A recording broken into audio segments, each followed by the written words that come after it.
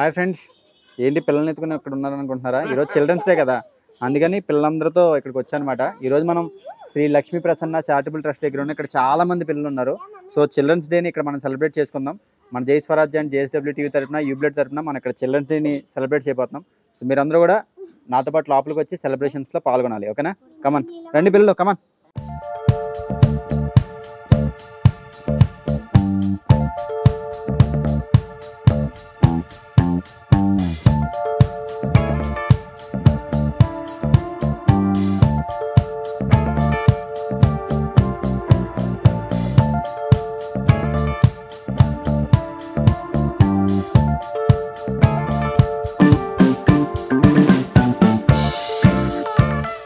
So ఈరోజు మనం children's day సందర్భంగా శ్రీ లక్ష్మీ ప్రసన్న చారిటబుల్ ట్రస్ట్ దగ్గర ఉన్నాం. ఇక్కడ చాలామంది పిల్లలు, చాలామంది అంటే ఇప్పుడు కొంచెం తగ్గారు, అందరూ భోజనం చేసి ఇప్పుడే బయటికి వెళ్ళారనమాట ఆడుకోవడానికి. కొంతమంది పిల్లలు ఇక్కడ ఉన్నారు. సో ఈ చారిటబుల్ ట్రస్ట్ ఎవరైతే ఫౌండర్ ఉన్నారో ఆర్కే తమన్నా గారు, సో ఆయన్ని అడిగి ఈ ట్రస్ట్ గురించి, ఇది అన్నాల నుంచి ఇక్కడ పెట్టారు, ఇంకా చాలా విషయాలు తెలుసుకుందాం.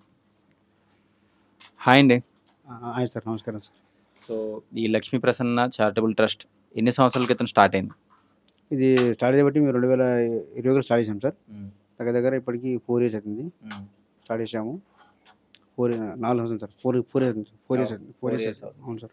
అంటే ఈ ట్రస్ట్ స్టార్ట్ చేయాలన్న ఆలోచన మీకు ఎలా వచ్చింది? అంటే మీకు ఎవరన్నా వెనకాల బ్యాక్ బోన్ ఉండి మీతో చేపించారా, లేదంటే మీరు, అంటే నాకు తెలిసి మీరు బై బర్త్ నుంచి అంగవైకల్యంతో ఉన్నారు కాబట్టి మీకే ఏదన్నా చెయ్యాలి పిల్లలకి అని మీకు అనిపించిందా? ఈ ఆలోచన మీకు ఎలా వచ్చింది? నేనే ఇట్లా చాలా మంది ఫోన్లో చూస్తూ ఉన్నాను.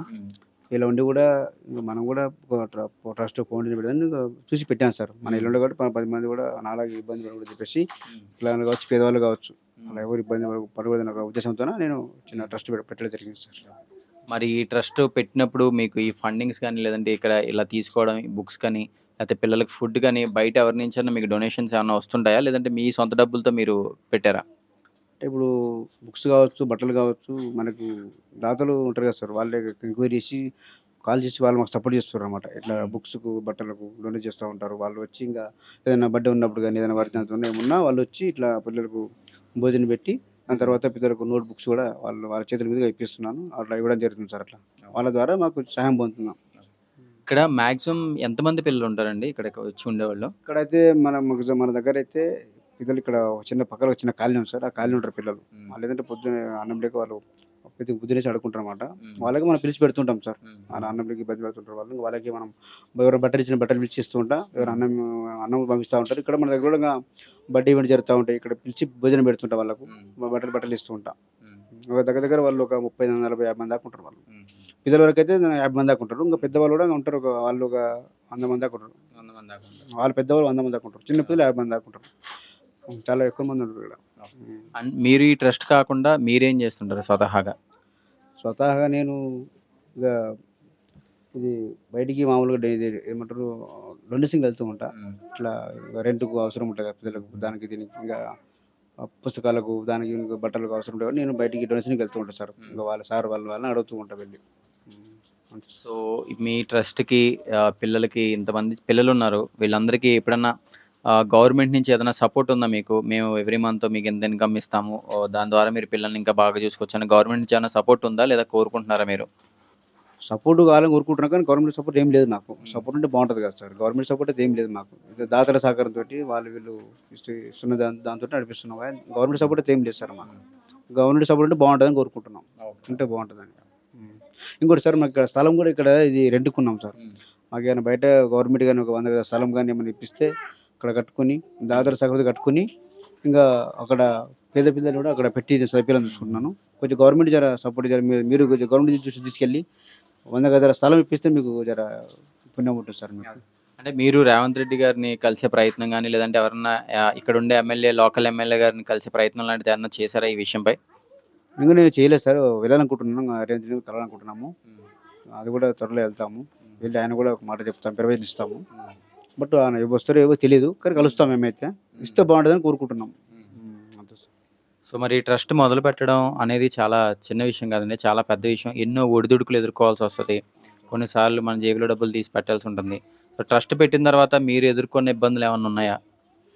ట్రస్ట్ పెట్టిన తర్వాత ఇబ్బంది అనేది ఎదుర్కొన్నాం. ఇది ఇబ్బందులు ఎందుకు ఎదుర్కొనే ముందు ఇందాక ఈడ దాకా వచ్చినాం సార్. ఇబ్బందులు అవుతున్నాయి.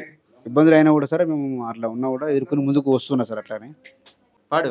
గజులెపి మామయ్యో గజులెపిరో గజులెపి మామయ్యో గజులెపిరో గాజులు తెప్పించు గజుల పాడండి పాడండి ఎవరో ఒకరు పాడండి. గజులెపి మామయ్యో గజులెపిరో గజులెపి మరో గజులెపిరో గజులు తెప్పించు. ఇంకేమొచ్చా రైమ్స్ వచ్చా? రైమ్స్ రావా? ఇంకేమొచ్చా?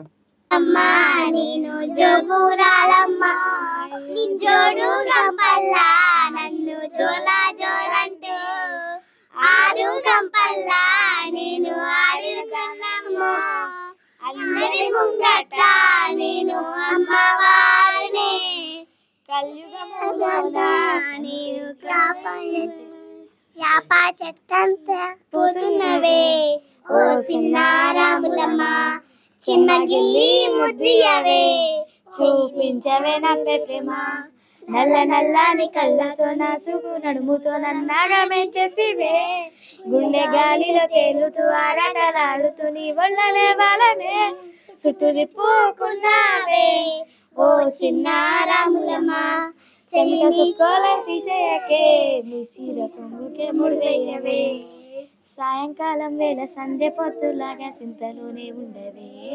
సీకటోల మెరిసే సుక్కలాగా గుండెలోన దాగవే నీటిలో నా నీడ చూస్తుంటే ఈ వేళ నీ బొమ్మలా ఉండవే నీ చేతికి నత్తేసి కలలన్నీ జరిపేసి కాలని మార్చకే ముద్దుగున్నా నా చెలివే ఓ సిన్నారాములమ్మ చెంత చేరే రోజన్నడే ప్రాణం మల్లాడే నీ కోసమే ఏటి గట్టు మీద ఎదురు చూపుల్లో నా కళ్ళల్లో నిండినవే గాలివానల్లో నా గుడిగల్లే రమ్మన్న వెచ్చగా కవిలకే నీవు వాళ్ళ కన్నా నీ జసలో ఉన్న నా దగ్గర రమ్మంటివే నేను వెతికే దారుల్లో అడ్డంకులను నా నాడుగు నీ జాడకే చిల్డ్రన్స్ డే శుభాకాంక్షలు స్వరాజ టీవీ ఛానల్. జై స్వరాజ్య టీవీ వాళ్ళకు ప్రత్యేక ధన్యవాదాలు. వాళ్ళు మనకు చిల్లశ్రీ సందర్భంగా ఫుడ్ అని చేశారు. అలాగే డాక్టర్ జగదీష్ సార్ గారు ప్రత్యేక ధన్యవాదాలు. సార్ గారికి ధన్యవాదాలు.